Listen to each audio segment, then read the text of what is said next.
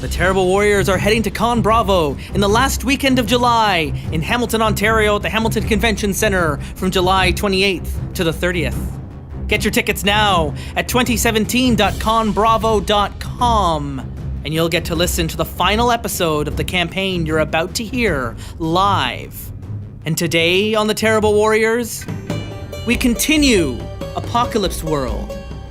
But it's another episode 1, because this time it's the Edmonton crew with Derek the Bard, as he brings together his Edmontonians to reveal their corner of the Apocalypse World. How different is it to Toronto and the denizens of Sanctuary? Tune in to find out, right here. Because our Edmonton crew, they're also terrible warriors. Hey there, terrible listeners. This is Derek the Bard from the Edmonton crew. And welcome to our Season 5 finale, when we are doing Apocalypse World. Hooray!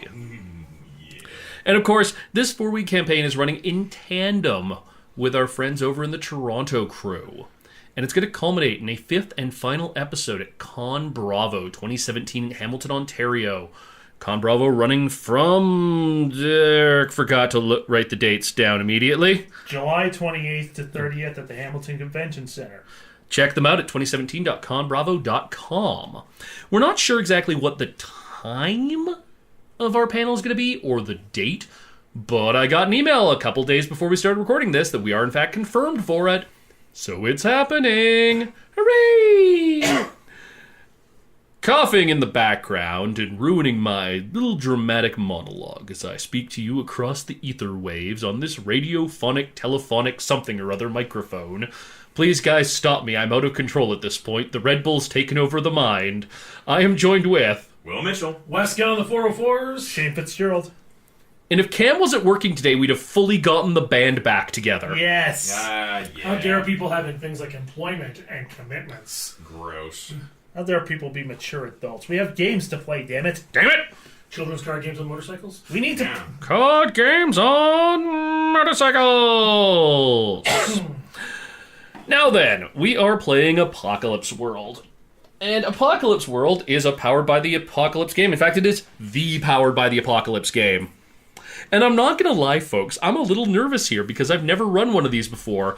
And the other game running with this at the moment is being run by Justin, who's run 5 or 6 Apocalypse World games before.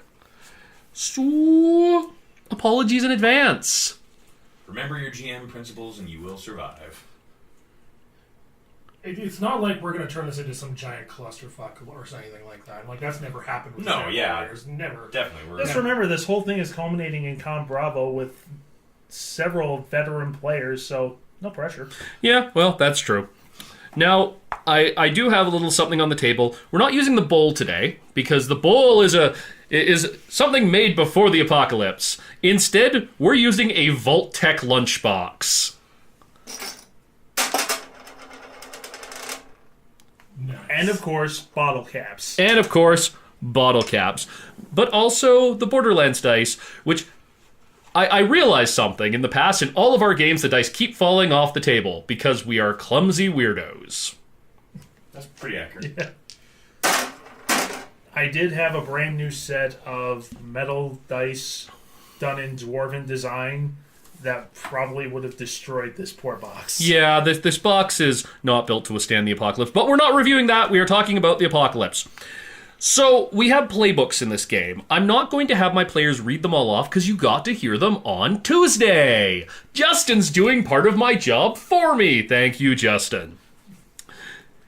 However, because of that, I've actually asked my players to pick their characters beforehand, or at least pick their playbooks, and we're going to develop the characters from there.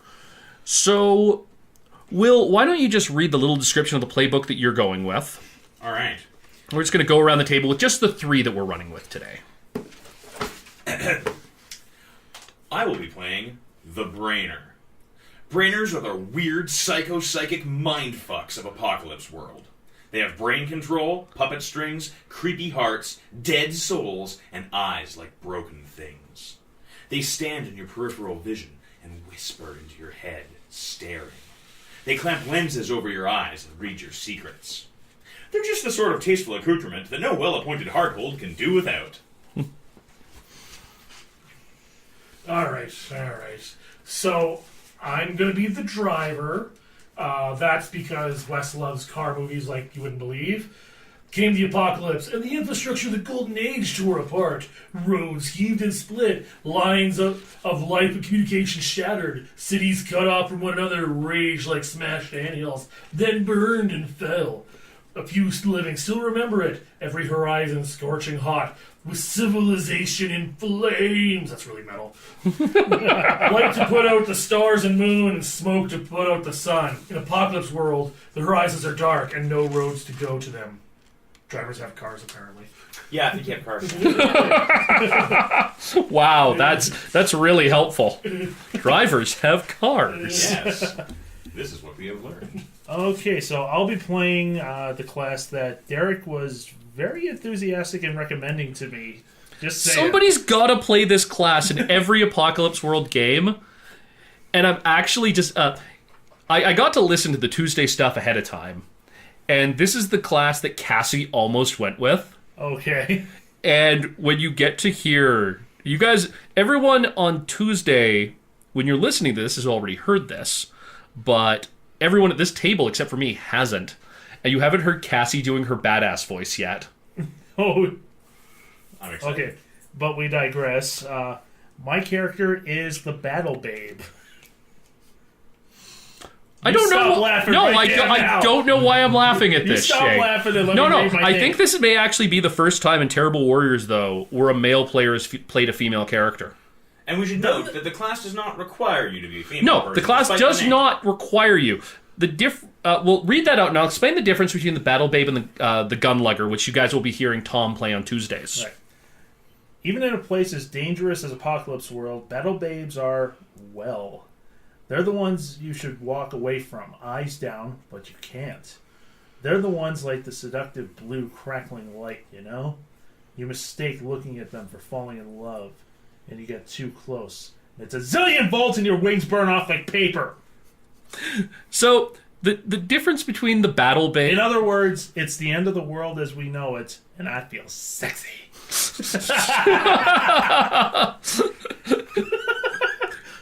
The Battle Babe is a character I imagine being scored to Cherry Bomb.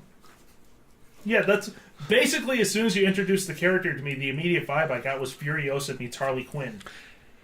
Yes. Yeah. Yeah, no, pretty accurate. it's Yeah. very accurate. It's your Tank Girl, though Tank Girl is also kind of verges on the driver as well. Yeah, a little bit. So apologies to Tara Strong in advance, because I'm going to attempt a Harley Quinn voice, but I'm not a voice actor. Well, Okay, I'm not doing that then. Screw it. Screw no. it. Everybody just went you- dead silent. I'm not doing it. No, man, go for it. I am 100% in. We're sorry, Mr. Killerwatt. You can use whatever voice you want. Please don't punch our spines out through our backs. Okay, so obviously the first thing we want to go around with is your name and your look. And if you look at the second page of your sheet, creating your character, you have some name ideas and some look ideas. And what I'd like you all to do is, as we're going to go around, you're going to circle a look. Your name, you can take something from that list. You can make one up. Definitely making one. The one thing I do want to encourage you guys to do is don't think about real names or birth names. This is after the apocalypse. Think of just the nickname, because that's all that you're going to be called. Oh, dude, I'm way ahead of you. Me too.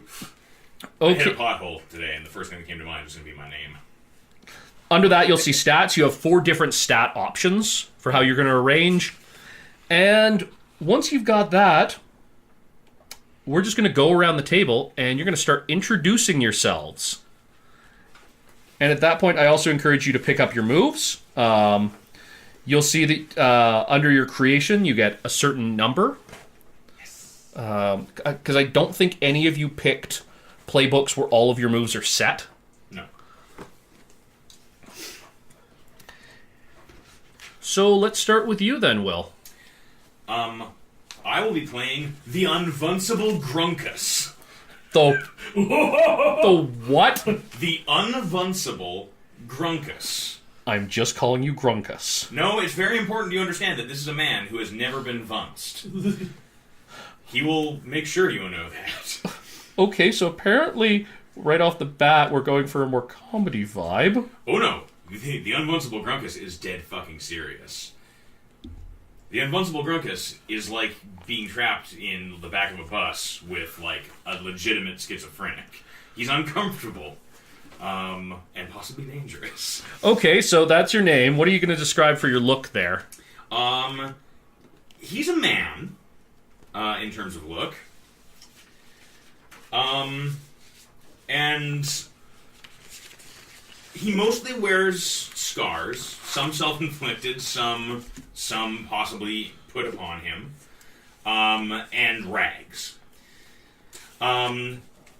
His face is naturally quite scarred up, but his eyes are wild and excited and always moving. He's all like joints. He's like a spider monkey. He's very emaciated and, like, lots of lank on him. If he were to ever stand up straight, he'd probably be reasonably tall, but he never does. He's always low and sort of slinging around fairly low to the ground.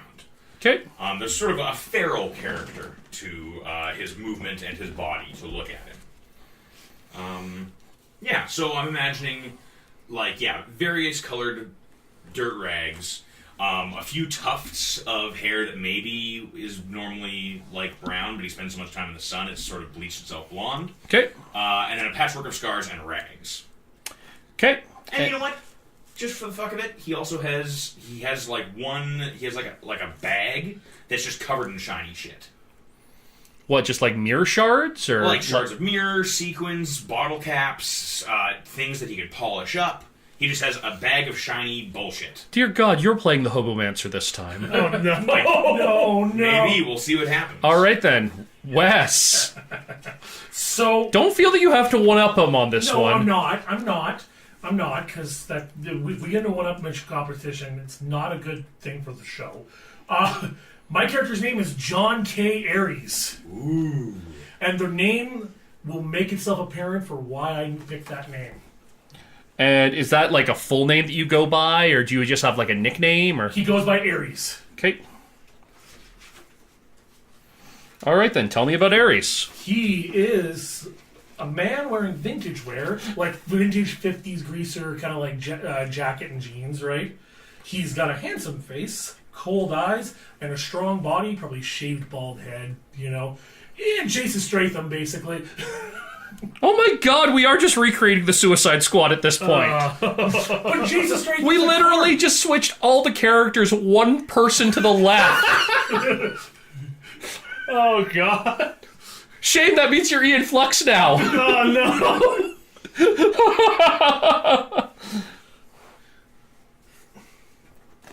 no. Okay. And then Shane. I've decided to name my guy. Yes, I'm going with a guy on this one. Okay. Dapper Joe. Dapper Joe. Yeah. I predict he's going to be dapper. Tell me about Dapper Joe. Okay, well, Dapper Joe got his nickname because he inexplicably manages, in the apocalypse, to be dressed to the height of fashion. Basically, he's always managing to find some kind of tuxedo or nice suit or like silk pajamas or something like that. Oh my God, you're Benny from New Vegas. Yes! Exactly, that's exactly what I was going for. Ring-a-ding-ding. I'm going to use that. Okay, so how does that work? Continue telling me about yourself. So you got like nice hair and everything. Oh yeah, he's basically the best dressed guy in the apocalypse.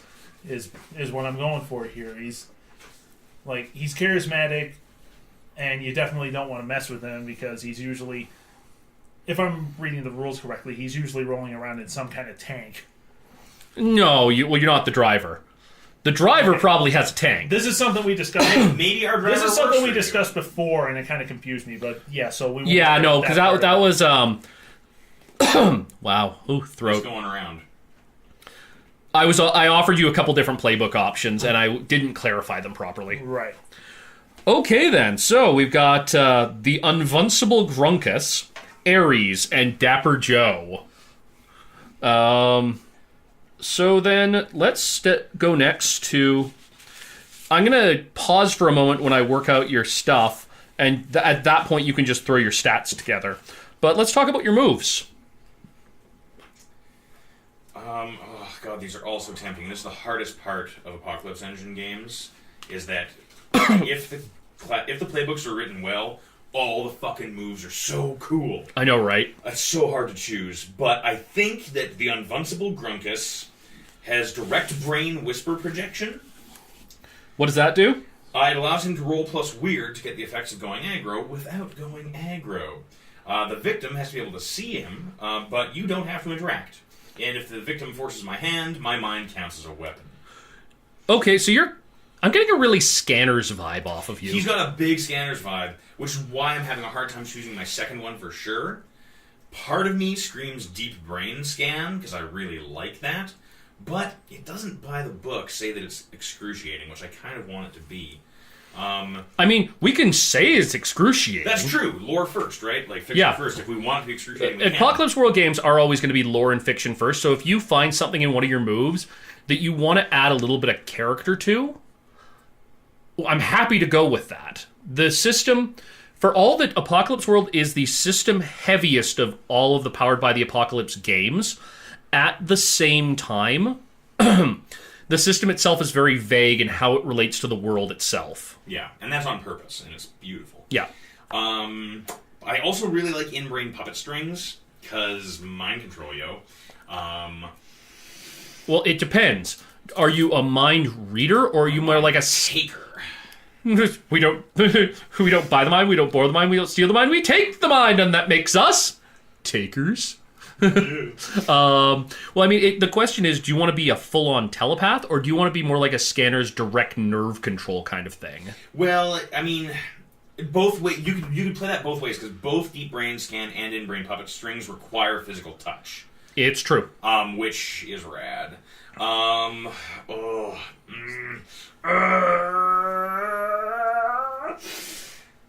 I've put the check mark on Deep Brain Scan, and I shall keep it there. The Invincible Grunkus gets a freaky read on people, which then informs the stat choices I'm going to make. Okay, if you want to work on that, Wes. I've already selected mine because these are pretty straightforward. Let me guess, you want a tank. Yeah, my other car's a tank. And the combat driver. What does that do? When you use your vehicle as a weapon, inflict +1 harm. When you inflict V harm, add +1 to your target roll. When you suffer V harm, take -1 to your roll. Okay. So, you're saying my other car is a tank. Yes. Let's talk this out a little bit. We're not going to add stats to it right now. Sure. But let's talk out what the heck are you driving? Okay, well, so I just want to be clear. So my other car's a tank. That means I have basically 2 vehicles, right? Yes. Okay, so first I want to establish, just for context purposes, what his main car is and why his name's important. This does also suggest that you have some kind of base or garage somewhere. Or like a cave or something. Yeah, like that. So you have the Ares cave? Pretty close. Well, okay, so like the reason I called him John K. Aries, specifically K. Aries, is because his primary car is a Dodge Aries K car.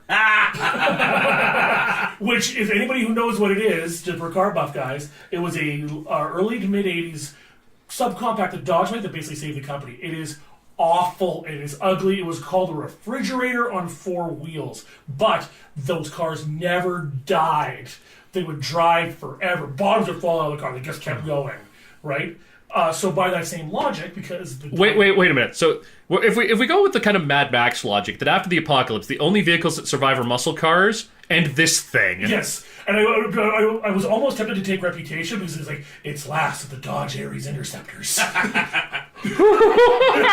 Oh, there's just this, no, we're still going with that there's legendary around that car. Yeah. Yeah, because actually, another fun fact, there was actually police packages for these cars because they were using them in the 80s because the gas prices were so bad.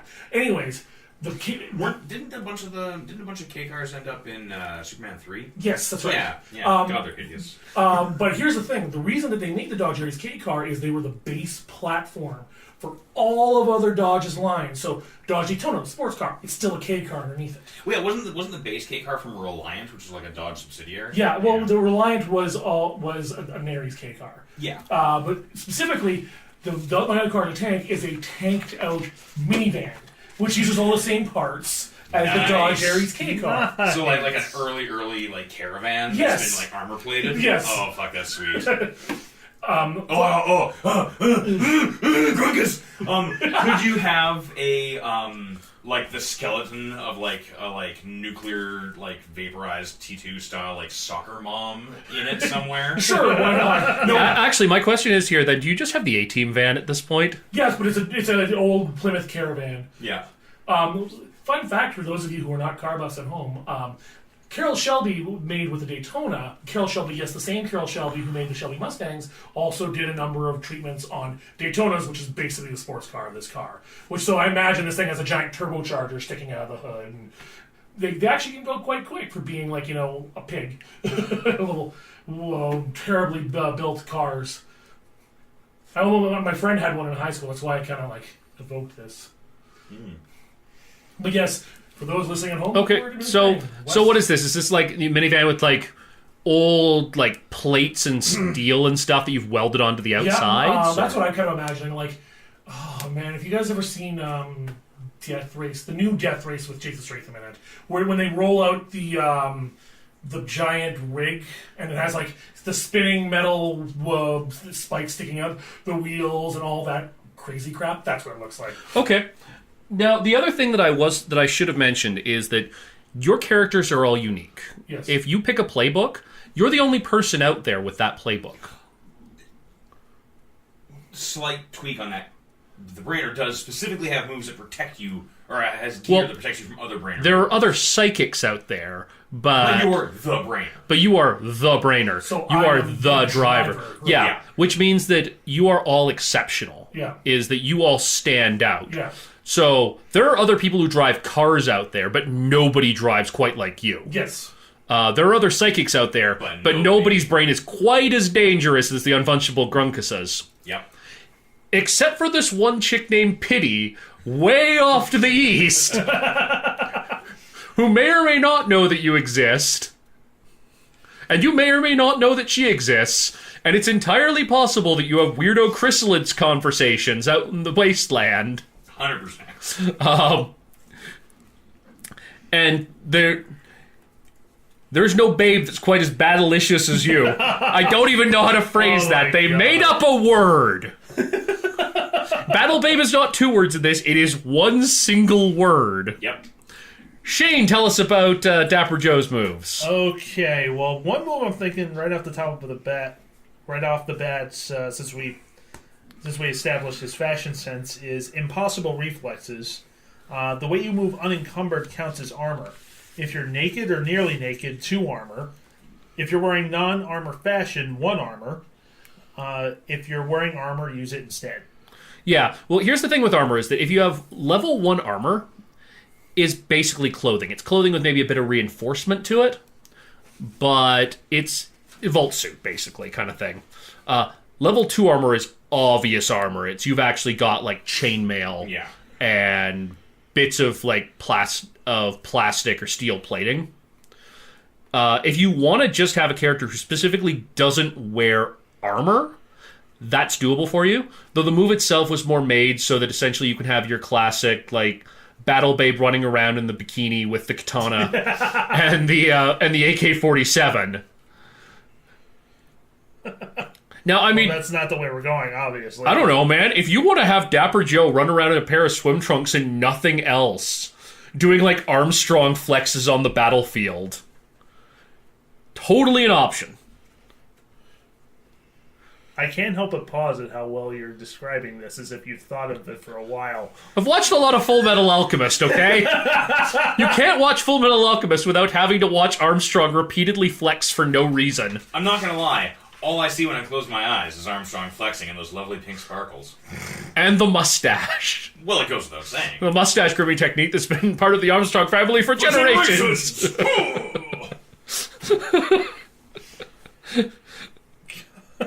But with that, that said, it does also, alternatively, if you want to have a character specifically doesn't wear any kind of armor, and that you're more like a dex-based fighter, that's an option for you. Yeah, I think I'll go with that. Okay, what's that one called? Impossible reflexes. Okay. And kind of torn on the other ones I might want. Like, Merciless is pretty straightforward. When you inflict harm, inflict +1 harm. That's not bad. You're a deadly motherfucker. Pretty much. The two that I'm kind of torn on are the longest described one. One is dangerous and sexy. When you enter into a charged situation, roll plus hot. On a 10 plus, hold 2. On a 7 to 9, hold 1. Spend your hold 1 for 1 to make eye contact with an NPC present who freezes or flinches and can't take action until you break it off. On a miss, your enemies identify you immediately as their foremost threat. Yeah, and I mean that can be because of a lot of different factors. Part of it is that you turn them on, but part of them is just you. It's your simple power of personal presence. Yeah, you just have charisma. Yeah. Right, like you could play this like entirely like sex-driven charisma, but it could also just be like you are just a captivating person. Yeah. Right? Like, watch Bruce Lee move through a room. You can't take your eyes off him because he's a panther in human shape, and like, holy fuck, he's dangerous. It's captivating, right? Yeah. And I mean, this could also apply to this could easily apply to characters in westerns. Oh yeah. Who just have Man that in Black, like who just have that physical presence. It's not about necessarily sexual attraction as it is that pure level of presence. Yeah, it's raw animal magnetism, not necessarily rutting animal Exactly. magnetism. Fun fact: Ed Harris has that naturally. Yeah, but this is where the battle babe and the gunlugger mechanically differ. Is the gunlugger is all about direct violence, whereas the battle babe is all about these slight social tweaks to the violence. That they kill people, but they look good doing it, and that looking good is a major part of their character. Yeah, it's the difference between like John Wick and most other assassin movies. John Wick is direct violence, right? John Wick is a 100% gunlugger. Oh yeah, he gets the shit beat out of him. It doesn't look good. Some of the stuff he does in Hollywood standards looks goofy as fuck, but it's effective. Well, yeah, because he's doing actual like gunfighting. Yeah, if you watch Keanu Reeves' training videos for it, good. You legitimately know that if you have to pick one celebrity in Hollywood to rescue you from kidnappers, you want to pick Keanu Reeves. Oh hell yes! The move in John Wick 2 that blew my mind is where the flick to get the magazine out and then to reload. Every time I see that, I'm like, that is so slick. Yeah. And we finally see what people mean when they talk about him killing people with a pencil. Oh yeah, Yeah. Anyways, Anyway, watch that movie. Anywho, the other one that I'm looking at is Visions of Death. This one is meta as all hell. When you go into battle, roll plus weird. On a 10 plus, name one person who will die and one who will live. On a 7 and 9, name one person who will die or one person who will live. Don't name a player's character, name NPCs only. The MC will make your vision come true even if it's remotely possible. On a miss, you foresee your own death and accordingly take -1 throughout the battle. Rad. Yeah. That's a bit of a gamble on that one. And so that also makes your character a little bit psychic. Now, you're not sure. Are you the one predicting their deaths? Are you... Because that takes the Battle Babe into the realm of almost being a Valkyrie, where you are pointing out people before the battle who are going to live and who are going to die. Actually, no, not a Valkyrie. That's... you're a... Crap, it's actually one of Odin's names. Is it... we're all fucking rolling 6 minus. Is it... crap. I can't remember it offhand, but one of Odin's names is essentially... is not... like he's the chooser of the slain. Yeah. Okay. The gallows god. Yeah. Oh. So the question becomes, what kind of character do you want to play? You're already playing this guy who is stupid fast enough that wearing a suit, he is able to get out of the way of bullets. Yeah. But do you want to play a You guy? know what? Just because it's you, and in Con Bravo it's going to be Justin, I know you guys are going to try and make it as funny and interesting as possible. I'm going with Visions of Death. Okay. Yeah.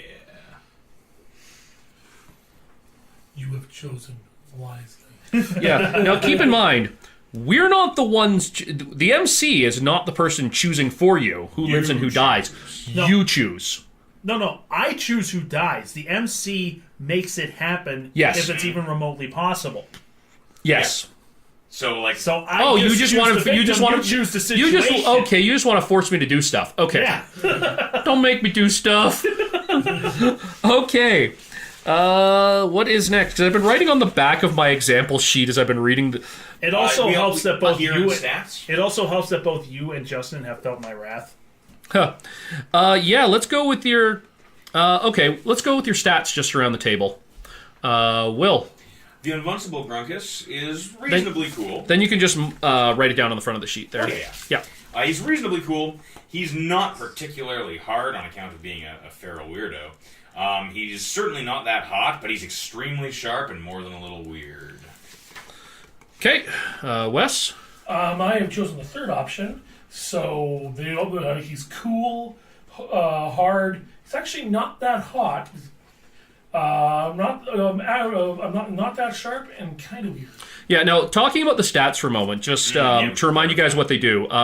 Cool is all about your ability to stay cool under fire, your ability to concentrate, your ability to just kind of stay with it. Sometimes it's also finesse, too. And and sometimes it's finesse. Depending on the situation. But a lot of these, you could also do sharp for finesse as well, because the sharp is more going to be your awareness, your precision. For sure, but I mean, doing something under fire a lot of the time is like literally done. Yeah, the attribute used is going to be more situational than it is just like the product of the attribute.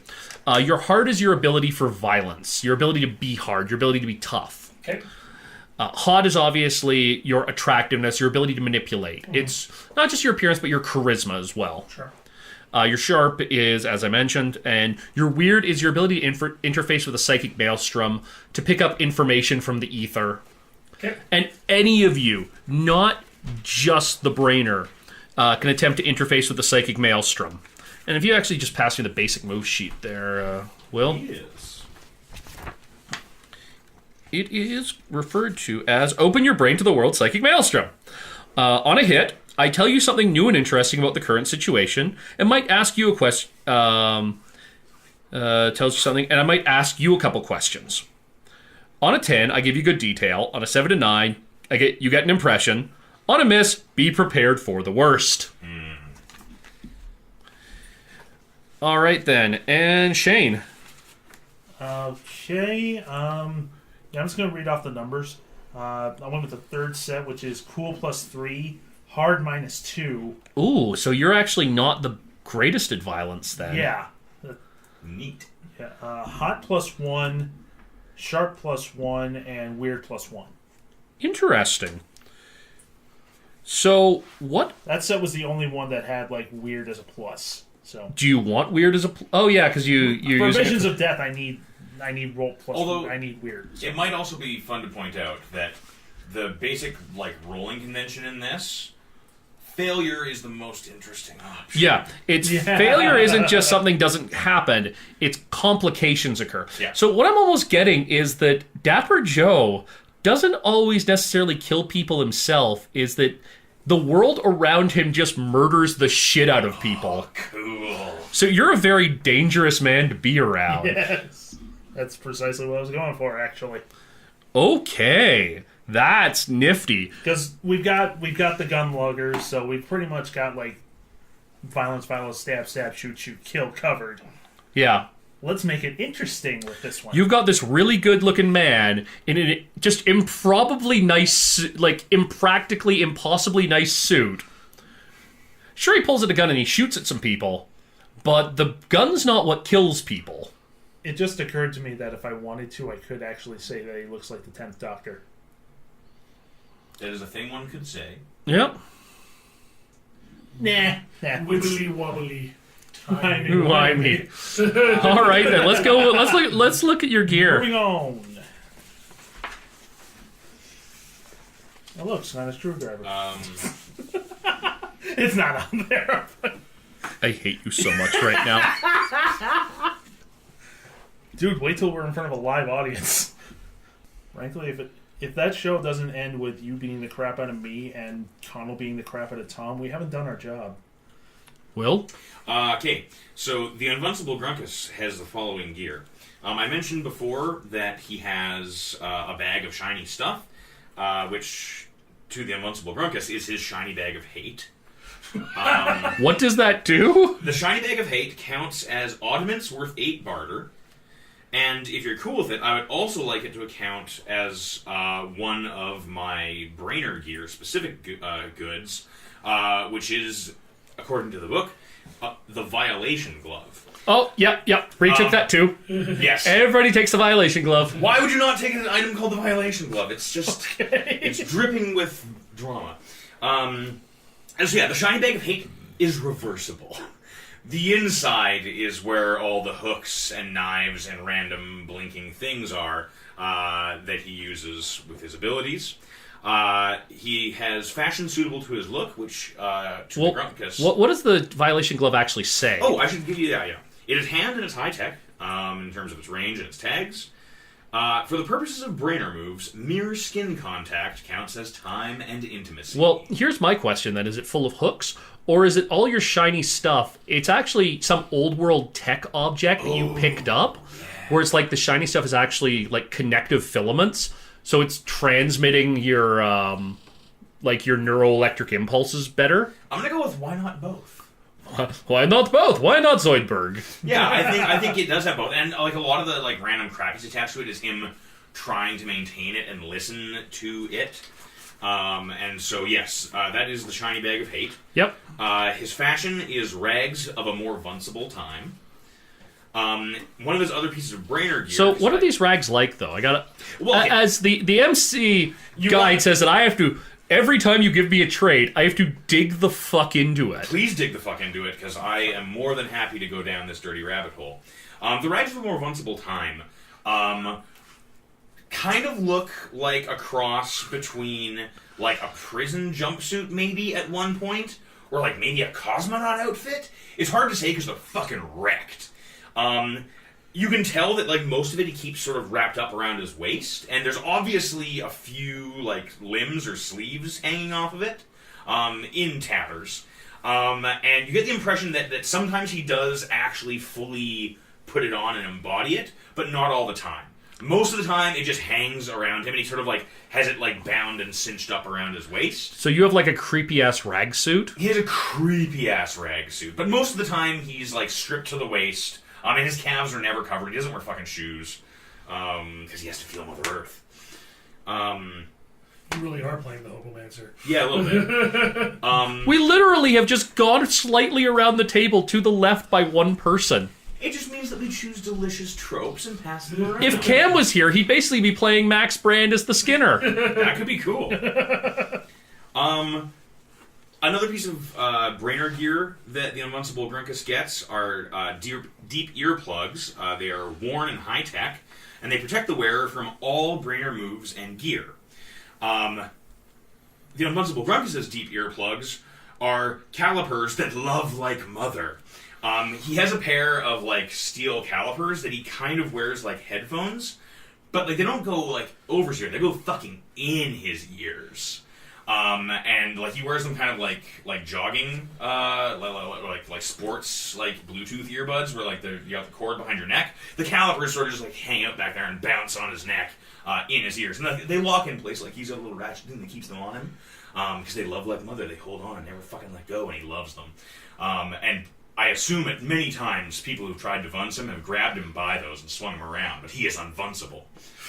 What does that even mean? Wait, no, he doesn't even know, probably. Oh, he absolutely knows. It's just the definition changes depending on the vuncing. And then he also gets one small fancy weapon from the list, and he has scalpels, 3 harm, intimate, high tech, which of course he simply calls the cutters.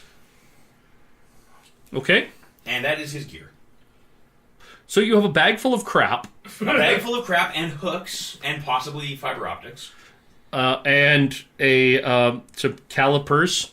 Keep in mind, they're high tech as well. Oh, so. they are. Like, they're not just they're not like phrenology calipers. Like, they're the sort of thing that like you would have seen strapped around Eleven's neck in Stranger Things. Okay. Right? Like, they've got wires on them, and they're not just shitty steel. They're fucking titanium, and they're shiny and still in good shape, even though this sweating beast man wears them. And you have a bunch of scalpels. And he has a fuck ton of scalpels hidden all over his knives, so many knives, stabbed all the time. Scalpels. If he gets a knife, he'll bust the edge off it, because that's the only part he wants. Okay, then. And incidentally, parts of the shiny bag of hate can be removed and are worth 8 barter. Yeah, well, it's full of crap. It's full of crap. Every time he reverses it to use it, there's going to be a shower of random bullshit. It's full of bottle caps. We'll talk about what your barter is in a bit after this, as we try to figure out if there's an economy here, or if you're just bartering stuff away. Wes, tell me about Ares' gear. Well, so I got one handy weapon, which I've chosen to be a Magnum, 3 harm, close reload loud. Let's see here. Big ol' hand cannon. Oddments worth 4 barter, which I kind of imagine being his trunk of spare turbochargers, because these cars came with turbos. So he's picked up some extra spares, because anybody who's ever worked in a Dodge turbo car... It may also just be that it's spare car parts, because you've got to scavenge stuff as well as you go along. It's true. Whatever engine is in your vehicle right now is not going to be the original engine. No. You're working with a chassis, and then whatever else you put together from there. Exactly, right. So I want you to think about that as... as I said, barter is not specific, but we are going to talk about the economy of it. So when we say barter, or I think clink or something like that is the other term that the... Jingle. There we go. Jingle. They're still not specific things. They're generalized objects that on an out-of-character level we call it barter, we call it jingle. Yes. In character, however, you're often working on a literal barter system, or you might have a bit of an economy, but we'll figure that out. Yeah. And then lastly, fashion suitable to your look, which is my greaser outfit. Now, is this an old leather jacket, or is this like a new made from some wasteland animal and tanned out leather jacket that you're trying to emulate a look that you've seen in old pictures? My vibe is telling me that it's an old, worn-out jacket for that proper Mad Max last of the V8 Interceptors kind of thing, right? I've obviously been on the road a long time. This was either a jacket handed to me by someone, or I found it, or it's been in my family for generations. Strategically placed patches that hide all the bullet holes from previous owners. Exactly. Patches would probably include things like... look both ways when crossing the street. A red dwarf patch that says Smeghead for good measure. Oh, just like a Boy Scouts, just be prepared. Actually, that's pretty much exactly it. The leather jacket, for those of you who've seen Red Dwarf, it would look like Dave Lister's leather jacket. It's ratty, it smells awful, but it's the wasteland and it works. And Red Dwarf, he's the last human being alive and he was a slob. He really had no excuse. Yeah. But that's what I'm going for. Okay. And Shane, let's talk about your gear. Okay, my gear, for starters, is 2 custom weapons. Okay, what are they? My first one is a handgun, which is ornate and high-powered. You have Maria? Kinda, yeah. Does your custom handgun have a name? It will in a minute. Let's see. Okay. Actually, I'm going to grab a name from the list. I'm going to call her Melody. Ooh. You gave it a girl's name. How? Because she makes beautiful music. And what is your other custom weapon? My other custom weapon is going to be a rifle, which is silenced and scoped. Hunting. I figure, considering my stats, I'd go with a distance fighter, basically. So, kind of make him a sniper. Okay. And does it have a name? Let's see. Well, this one I'm going to name Absinthe. I just want to use that name for something. It's on the list. Keeping in mind, your character made may have never even seen it or know what absinthe actually is. You Nope. just thought the name was pretty. It's like the orc that named his ship the Good Ship Cupcake because he thought it was a fearsome sounding human name. It's got so many like hard Z's and K's in it. Yeah. Of course, because he doesn't recognize the C. It's the Or K. yeah, just all the K's. Yeah. Cupcake. Cupcake. It's guttural. Sounds like an orc word. Yeah. Sounds like cuck. Which is the stew we make from the bones of our enemies. It's the sound the bones make when you make the stew. Meanwhile, all the humans are like, Hey man, I played in a Changeling LARP where the local pirate queen was Queen Buttercup. And someone laughed at Queen Buttercup once, then she initiated combat, and they found out she had like 18 traits or something like that. Gross. Werewolf Apocalypse LARP, the Get Fenris Arun elder his nickname was Cuddles. Because he was prone to like bear hugging people and killing them that way. Nice. So it'd be like, this is your elder, Cuddle. The player died every game because of that. So Shane, rest of your Well, equip. If he knew then what we know now, that Buttercup turned out to be a freaking Amazon, I think he chooses words differently. Next up, Oddman's worth 4 barter. We'll get to that later. And fashion suitable to your look, including at your option, fashion worth 1 armor or body armor worth 2 armor. You detail. You don't need armor though because you just dodge. Precisely. So, what I'm thinking for this is, since we've already gone the Fallout route, for what he's wearing, I kind of like the idea of him looking like the mysterious stranger. Oh, so you don't want to go with like nice suits and stuff. Well, I mean, there is a nice suit, but it's underneath a trench coat. Exactly, yeah. Okay. So it'd be like when he wants to turn on the charisma, he just takes off the trench coat and hat and just smolders or whatever. You're like a film noir character. Yeah, he's the shadow. Oh, no, he's more like Sam Spade or Philip Marlowe almost. Yeah. What evil lurks in the heart of men? The shadow knows. I didn't really listen to those. Actually, I'm pretty much becoming Sterling Archer in Dreamland at this point. You are. Oh, God. Now you just need to drink heavily. I guess I'm sure. Why not? You guess you're just like the old You know what? gypsy woman said. You know what? I'm doing that at Con Bravo. I'm just going to have a bottle right here, and when I'm in a conversation, I'll just randomly start tipping back the bottle, just put the finger up. Hey man, bottles of liquor are hard to come by in the wasteland. I wish I hadn't have telegraphed that, but I am going to do it. Great. And since you don't drink, we'll just get a bottle. I'll drink it, and then we'll fill it with iced tea. Yeah. Everybody wins. Actually, not iced tea. You have bad luck with iced tea, if I recall. No, just that one brand. Yeah. That one brand that Okay. tastes like Lysol. Is that called Lysol? Like, if you Okay, it's kind of a weird callback, but during the Spirit of the Century campaign, Derek choked on Arizona iced tea. After he No, fell, I did. No. After he fell It ass choked over him. tea kettle out of his broken No, chair. I want to clarify. It wasn't iced tea. It was Arizona cherry lime soda. Okay, so the iced tea is safe then. Good. The iced tea is safe. We're going to go with your So now we're on to HX? HX. HX is your history. It's what you know about each other, your experience with each other. Let's see here. I'm going to just go with, you know what? Fuck it. We're going to ask all 3 questions. You guys are going to apparently know a fair bit about each other by the time we're through. It's fucking rad. So we're going to start with 1 question each, and we'll just go around the table. Will. Which one of you have I been watching carefully in secret? Now, here's the question. Are you stalking? I have been watching carefully, comma, in secret. I chose to lower my voice for it, but it doesn't have to be.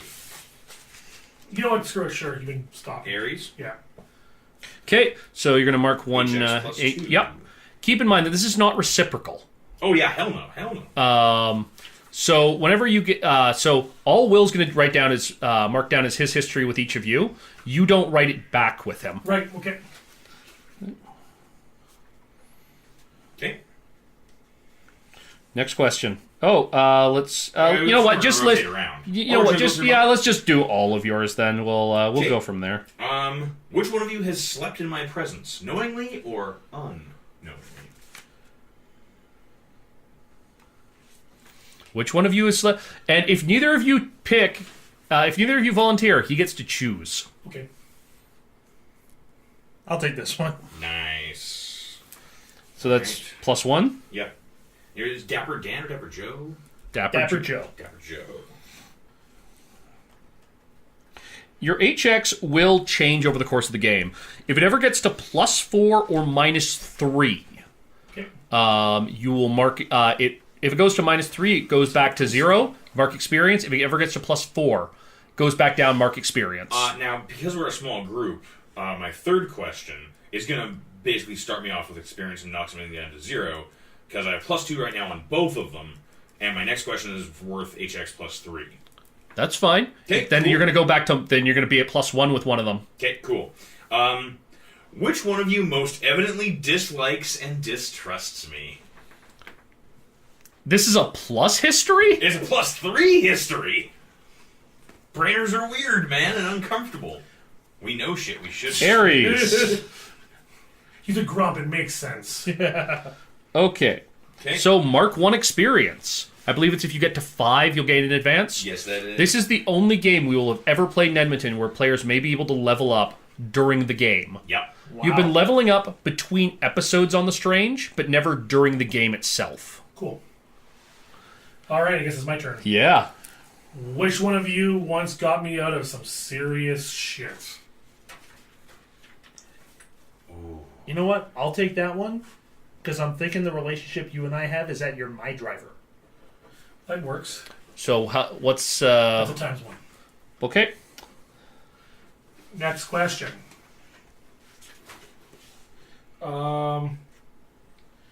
Which one of you has been with me for days on the road? Ooh. It's a good way to not like the Invincible Grunkus. And it's also a good way for the Invincible Grunkus to carefully watch you. Yeah. Yeah. I think the Invincible Grunkus has been on the road with you for a while. Okay. That's a ×2. Okay. And what's your third question? And last, but certainly not least, this is a 3-pointer. Which one of you have I caught sometimes staring out at the horizon? Probably the Invincible Grunkus. Yeah, probably. I don't know. Wouldn't that Although, be... yeah, because it doesn't have to be. the horizon could be Hamilton. Yeah. It could be. Or just elsewhere. Yep. Okay. How much? Grunkus lives in now.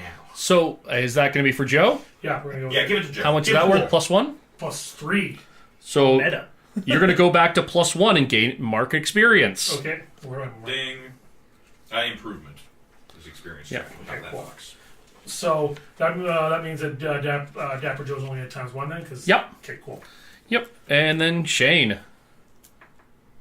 Okay, I feel like this is set up differently on mine compared to the others because I'm not seeing like any actual questions on mine. HX? Alex? Okay, yeah. Go around. Let's see here. That's weird. Go. Everyone introduces their character by name. Look. List the other characters' names. Go around again for HX. On your turn, ask the other players which of their characters you can trust. For the player that you can trust, write HX -1. For the one that you can't trust, write HX +3. You are indifferent to what is safe and drawn to what is not. On the others' turns, answer their questions as you like. At the end, choose one of the characters with the highest HX on your sheet. Ask that player which of your stats is most interesting and highlight the MC. We'll have to highlight the... Weird. Okay, so Fucking cool. basically it's which one of these guys do you trust and which one of these guys do you not? Well, that comes out as pretty obvious. I would trust my driver. Okay. And nobody trusts the Grunkus. Nobody trusts the Grunkus. That's where you vunts. I don't... See, I don't trust him, but god damn it, I have to know what the hell Vunce means. Both as my character and as the guy who's going to have to explain it to a live studio audience. Okay. I'm going to be... No matter what I do on that stage now, everybody's going to be like, screw you, start the Vuncing! Okay, so finally, if you flip to the front of your book, pick the person that you have the highest HX with at the table. So, Shane... Okay, so... Will, Shane is going to pick for you. Yep. Wes, Will is going to pick for you. Shane, Will is also going to pick for you. Okay. Thus the funcing begins! And you are going to pick, Will, one of Wes's stats and one of Shane's stats to highlight. Mm-hmm. And this is going to suggest one of the aspects of the character that is most important to the table. Whenever you roll with this, pass or fail, you mark one experience. Okay. Yeah, it's so rad. So what aspect of each of the characters do you want to bring out?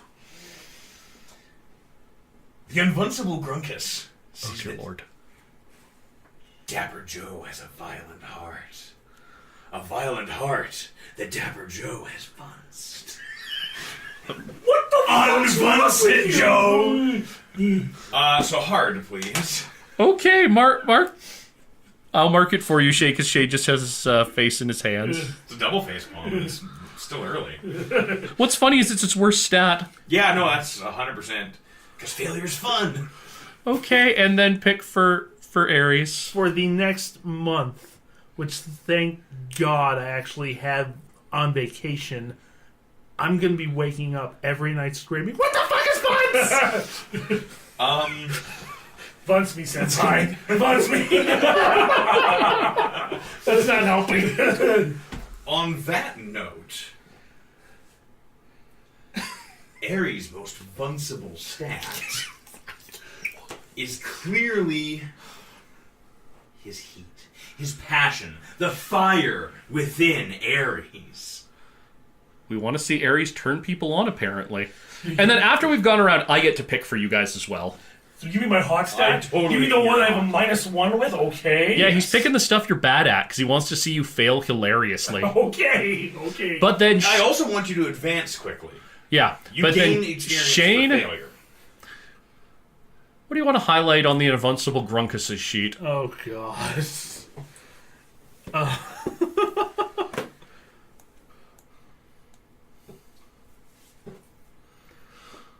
You know what? Why even tiptoe around it? Weird. Okay. Okay, so you want to see him play up how fucking weird he is. All right, then. As if he hasn't been doing that already. Now, Why as don't you just scratch that out and put Bunce? now as the MC, I'm going to highlight hard on the Grunkus' sheet. I want to see him use those scalpels. Oh, yeah. I want to see The this. move he has is intimate for a reason. Wes, what did he pick? He picked hot for you? yeah. Can't highlight. I want to pick cool. Okay. Oh. Yeah. Especially since you've established that you're Dapper Joe's driver. Because somehow Dapper Joe is able to acquire a driver. We'll have to figure out why that is as we play the game. And then for Dapper Joe, I'm going to highlight weird. Okay. Yeah. Because we have established that you don't really kill people as often as the world kills the people that you want to die. Yeah.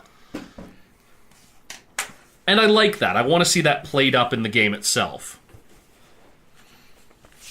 And does believe that is pretty... Oh, yes. Talking about barter. You will each have on your sheet, you should have barter and... Yes. What you can actually get out of that. And I think it actually is... Yeah, it's the same on every single sheet. You can spend your barter, generally it's 1 or 2 points, to gain one-time bonuses. For some reason, the Invincible Grunkus has stuff that's worth more than the rest of you. So let's talk about what we're bartering then. Let's also figure out this area. We're going to run this episode a touch long, just to establish all the characters and establish the setting. And Derek's hopped up on Red Bull. Oh, certainly giving my brain wings. Now, it's far enough in the future, after the war, after the apocalypse, that places don't have the same names anymore. But we should do a little bit of establishing, figuring out how y'all know each other. And we're going to start in... We'll start you off in some basic barter town. In some town where The economy is junk. The economy is old junk, where maybe there was a bunker underneath it that they drilled under. I want to take ideas from you guys as well. Yeah. Okay, because we wanted this to be set in Canada since we're going to Hamilton. Yeah, but at the same time, we can remain very vague on things. The only constant between these two games, other than one or two small elements, is going to be the existence of the hammer. And the hammer, I will tell you right away, exists as a sort of wasteland myth. There are many different tales about it. Some say that the hammer's an oasis. It's the last safe place on Earth. It's a place where the water is clean, where the food is plentiful, where the walls are defended. But there are also people who say that the hammer is the last bastion of the old world technology. That during their wars, during whatever brought about the apocalypse, the hammer was where the weapons were made. They might be there still. That the hammer is a junker's paradise. The hammer would make a man rich with jingle beyond his wildest dreams or nightmares. But then there are the other people who say that psychic maelstrom out there, that comes from the hammer. Whether that's true or not, you don't know. It's going to be what you choose to believe and how you choose to act on that belief. Sweet. Okay, the reason I asked about Canada is just to set it in terms of setting and what may be available. Because throughout Western Canada, there are civil defense bunkers. But here's the thing. I'm not trying to tie this to any specific geographic location. Because keep in mind, when does the apocalypse happen? Oh, I know. I'm not trying to tie it down. I'm just trying to enrich the fiction with some bits scattered about. Specificity amidst vagueness. Because I like the idea that there's a barter town on a bunker somewhere, and like maybe it's called like Civdef or simply Bunker Town. Bunker Town. Why don't you? Well, to be fair, those civil defense bunkers were actually called Diefen bunkers because John Diefenbaker made them. Well, that was the nickname for them. It wasn't the official title. Correct, but I mean, we could incorporate that. That's true. We could. The town could be called Diefenbunker. Or Diefentown. Or Diefentown. Yeah. D-Town. D-Town. D-Town. Yeah, I was gonna say if they're if they're all called Diefen bunkers, they could be called like die bunkers now. Just the Oh yeah. yeah. Just the part of it fell apart. Yeah. D-Town. I like it. And in fact, I'm going to introduce a little bit of slang to the game. So you got your junkers, you got your people going around the wasteland, but we're specifically going to call them bunkers. Yeah. It's a dual meaning. Though they're going into the bunker, but they are essentially like your spelunkers. Yeah. Because it also rhymes with spelunker. And the best slang rhymes. Thanks, Cautious. Okay, so we've got this town, D-Town. Yeah. It's all about scrap and salvage. There is at least one bunker nearby, and other buried ruins that our bunkers go into. Yep. What else do we need? Okay, apocalypse question. In this part of our wasteland, is this like... Did this area get hit by action and is, like, scoured? Or is this more like the apocalypse in the road, where, like, everything's kind of there, it's just fucking dead? It's a good question. I have one thought of something I'd like to stick up in the north of you. Please do. I'm just going to call it the Big Smoke. Is that essentially there's an area up north where the fires never stop burning. Yeah, there's just perpetual fire. Yeah. Yeah. It's not even the Big Smoke, it's the smoke. Because, like, we're close enough to it, I think. D-Town is close enough to the smoke that, like, you can light a fire here, but you can't really tell. Everywhere's so smoky from this place. Yeah, you've like always this nasty blue-gray haze. Yeah, you know what? And that's also going to create some environmental consequences for you guys. When it rains, everybody gets under cover. Oh yeah, because it's like fucking sulfuric acid, and then like all the ground gets really slick with fucking like petroleum product runoff. Oh fuck yeah.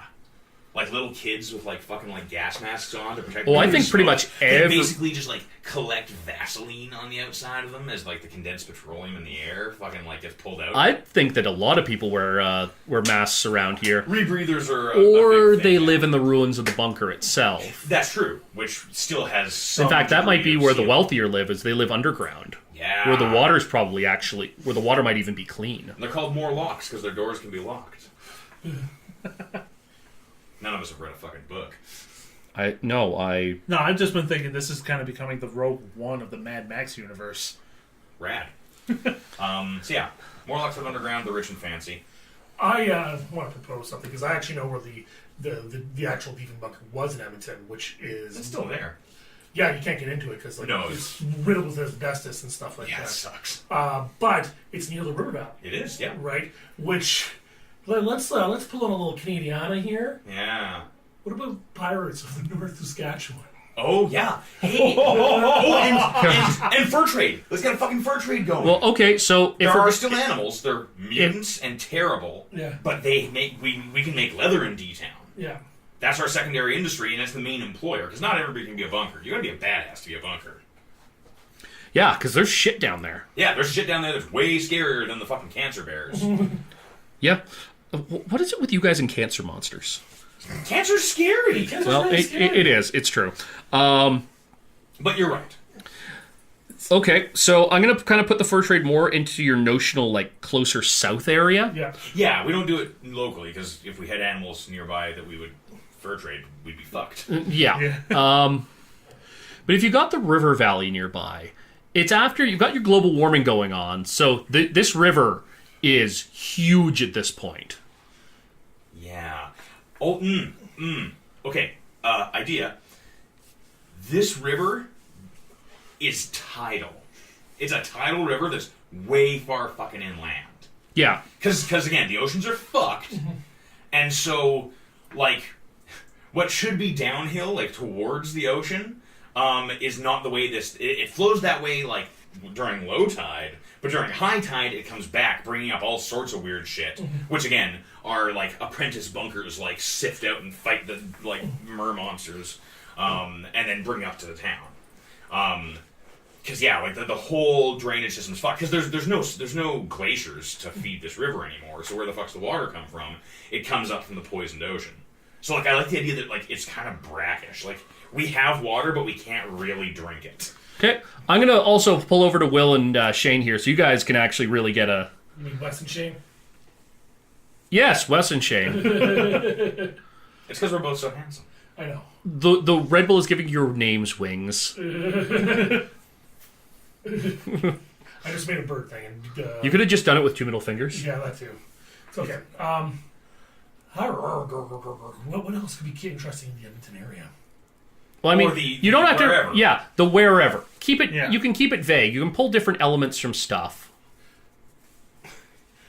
I'm having this image of my head of, like, the warriors and gangs rolling around like that. Like the Oil Kings being like a hockey-themed gang of, like, raiders that hang around, like, ruins of, like, the hockey complexes of the city. Oh, yeah. The rink or the Coliseum or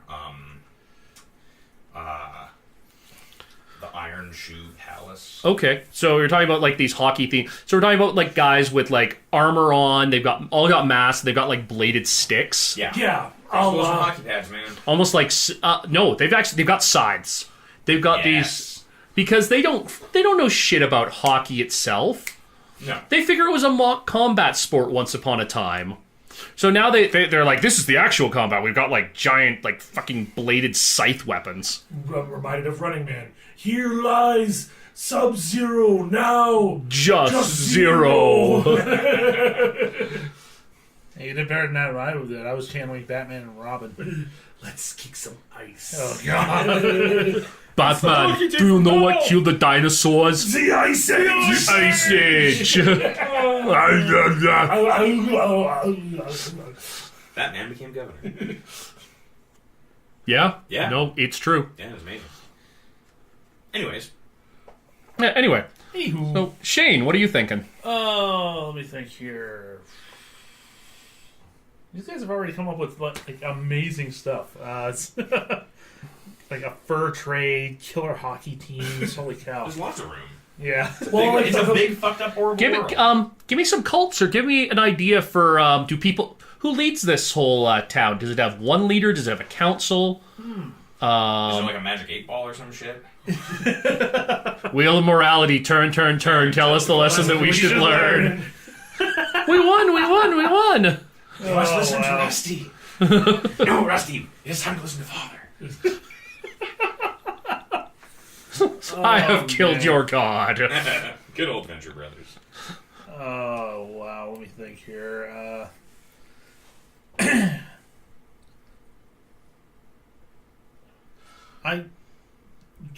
You know what? Something that just came to mind is a popular saying that we have here in Edmonton is that there's only 2 seasons, winter and construction.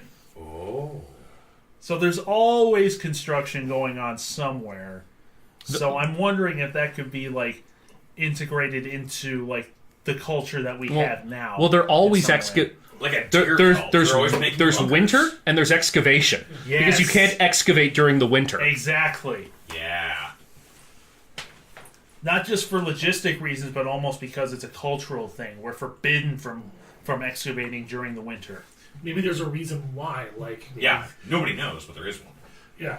Well, yeah, it's during the winter. The few working electronic systems in the bunker immediately set off stuff like the heat system Yeah. to compensate for it getting even colder outside, but they're all broken. So essentially, you walk into the bunker, and it's like going into those crystal caverns underground, where it's like 50 or 60 degrees Celsius inside, and it's just full of like toxic gases and Yeah. off venting. So you I got- like this idea, This is Shane. fucking cool. Okay. I was just going to say like Wendigos. Well, like maybe. Well, no. Here's the question: are there cannibals? Are there cannibal mutants? What are there Oh, mutants, Shane? that's not a bad idea. Like, we call them Wendigos, but they're cannibals, and maybe not necessarily mutants. Maybe they're like the Reavers from Firefly. Well, Okay. Just don't want to pitch a thought. Again, feel free to like disagree with this or not, but like, what if the winter radiation from like the snow brings about a change in people who are outside for too much, right? Yeah. Right, and that's Yes. how Wendigos are made. Oh, I like right? this. Like, there's a psychic maelstrom in the world. This part of the world gets psychic blizzards. Yes. Where, like, if you're outside, be it chemical or radiation or just raw fucking weirdness, like, it gets into you. And yeah, you change. Oh, that's cool. Okay, cool. I was also thinking of doing like some high society thing in the ruins of the West Edmonton Mall, but we're not being that specific. So There's a mall. There's gonna be Yeah. a mall. of course, Okay, keeping with the winter theme, maybe there's a mall, and whatever stopped this mall from operating, it was Christmas. And so there's like a winter palace for Santa that is still at the heart of this place. And maybe there's like a cult or something that totally digs the winter blizzards. They love that shit. And like their ruler like comes and takes that over, right? And I also like the idea, again, pitching this, we don't need to keep it, that maybe whatever the blizzard does to you is temporary. So, like, in the spring, you thaw, and now I'm a regular citizen. Oh, yeah, I was down at that other town. I certainly didn't eat a bunch of people. And then winter comes again, and you don't need to be in the blizzard. So it's You like just this. change. So it's like this crazy ass, almost like Werewolf. I'm thinking almost like werewolf or fey court that happens in the malls, Yes, where yes. people just like the winter hits and they switch and they just migrate to the mall, and it's this horrible decadent murder court. Yeah, and it causes all sorts of problems, because maybe some of them don't know that they're That's some of your local raiders. And so in the spring, like in the spring and summer, it's a big deal to figure out. Like alibis matter, because if you are secretly one of these things, we don't know it, and we bring you into our sweltering stank cave in the winter, and then you lose your fucking mind and try to get back to the mall. Like, you're gonna kill people, you're gonna wreck shit, you get all these crazy monster powers. Like, Well, and like I'm still thinking like we could even have like a gang that like almost like privateers from Changing Lost that go out and like their job is to make people. people, yeah, But that also suggests that there's then going to be a gang of almost inquisitors yeah, Yeah. who have basically declared themselves vigilante justice to find these people and hunt them down. Yeah. Oh, and I love the idea. Because this ties that back into the theme of bunkers. That like one of the reasons you can't dig in winter is because the fucking winter cult, they dig pits to keep the radioactive psychic snow cold during the summer, and that's what they can abduct people and bring them to these horrible pits and force mutate them, and then they hunker down. They get to stay crazy and powerful. Dear during God, the it's summer. worm pits. yeah. Yeah. Okay, I think we have enough here to make a fucked up dramatic game. Yeah, probably. So I think we're going to call it for this episode then. Sweet. Yeah. We have the world of D-Town. And off to the east, in the far east, I write the words on the threat map, the hammer. East. Always to the east. Look to the east. Well, I'm a Mason, so the idea that you're going into the east is always going to be good luck in some way. Mainly because it gets you away from this weirdo shithole D-Town, which is starting to sound like something out of a post-apocalyptic zombie LARP. Yeah, I'm okay play. with that. Yeah, it just sounds fucking rad. Terrible Warriors presents a competing zombie LARP to all the other zombie LARPs. Plenty of room in that market. Oh, yeah. Wah, wah, wah. No, we're not going down that path. That's a bad path. Yeah. Therein lies madness. Anyway, join us next week when we're going to start exploring D-Town in the adventures of the Unvincible Grunkus, John K. Aries, and Dapper Joe. The man who kills people by being in the same room with them. But not through actually doing anything. Just cool people to death. Yep. And also next week, we're going to start figuring out names for important NPCs around here. Yeah. And that going to be interesting. So I'm Derek the Bard for Chase the Muse. I've been your Master of Ceremonies for this, the first episode of our Season 5 Spectacular. Pop over to the Toronto crew on Tuesday to listen to their Apocalypse World game, where they are about to explore the hardhold of Sanctuary. And join us at the end of the month at Con Bravo 2017 in Hamilton, Ontario, from July 28th to July 30th at the Hamilton Convention Center, 2017.conbravo.com, where we are going to be providing our 5th and final live show of this season. That's right, folks, our first live performance. I'm going to be there. Shane's going to be there. You two probably aren't going to be there. I wish I could. I think Will is literally climbing a mountain. I will literally be hauling my fat ass over a mountain at that time. I'm prepping for the largest campaign LARP finale of 2017 in Edmonton, so that's kind of... We're all going to be busy that weekend. yeah. But you're going to be joining myself, Shane, Justin, Bree, Connell, Tom, Steve, Cassie. It's going to be amazeballs. And you can still pick up tickets, pick up a weekend pass for Con Bravo. And you know what? Tell them the Terrible Warrior sent you, because that does great stuff for us. And I am joined with... Will Mitchell. West Gun. Shane Fitzgerald. Y'all come back now, you hear? The Terrible Warriors have new episodes out every Tuesday and Thursday, and the Edmonton crew will return to Apocalypse World on Thursday and every Thursday of this month, because we're doing something a little bit different. If you come back on Tuesday, we are also playing Apocalypse World, but a separate campaign for now, part 2 of the Sanctuary. This time, the players actually play the game. And at the end of this month, we'll be recording the final episode of both the Thursday and Tuesday storylines. Somehow, they will come together, and we will record that live at Con Bravo in the final weekend of July. The exact time of our panel has not been determined, but you get a pass for the whole weekend. We'll see you there. You find out when the panel is, you come hang out in our room with us. It's the first time we've done a live show, and it's the first time we have converged both Thursday and Tuesday crews. It's the ultimate finale to an ultimate year on the Terrible Warriors, and it's all thanks to you, and especially our Patreon supporters who've given us the support needed to be able to do these crazy things. And you can get on board with that at patreon.com/Terrible Warriors. And you can find out more about Con Bravo at 2017.conbravo.com, where you can see all the guests that are going to be hanging out there, like Team 4-Star, the Nostalgia Critic, and the Terrible Warriors. Follow us on Twitter at Dice Warriors. And today's Terrible Warriors were Derek Burrow, Will Mitchell, Wes Gunn, and Shane Fitzgerald. And we will return to the Apocalypse World on Tuesday with part 2 of the Sanctuary campaign.